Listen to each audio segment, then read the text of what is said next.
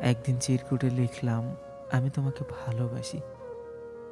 সে মনোযোগী পাঠিকার ভঙ্গি নিয়ে ঠোঁট বাগিয়ে বলল, কবিতাটি সুন্দর, লিখে যাও।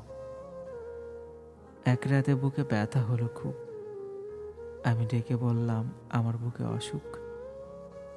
লোকজন বলল, এমনটা হওয়া ভালো, এগুলো কবিতার রসদ। অথচ সেদিন আমি কবি নই, প্রেমিক হতে চেয়েছিলাম। সে রাতের আর্তনাদে কবিতার রসদ নয়, সামান্য শুশ্রূষা চেয়েছিলাম।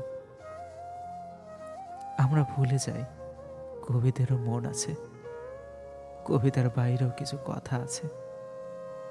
কবিকেও বলতে হয় নিজস্ব জীবন, সম্পূর্ণ কান্না, আঙুলের সিথান। সেই থেকে জানলাম, ভালোবাসি একটি কবিতার নাম।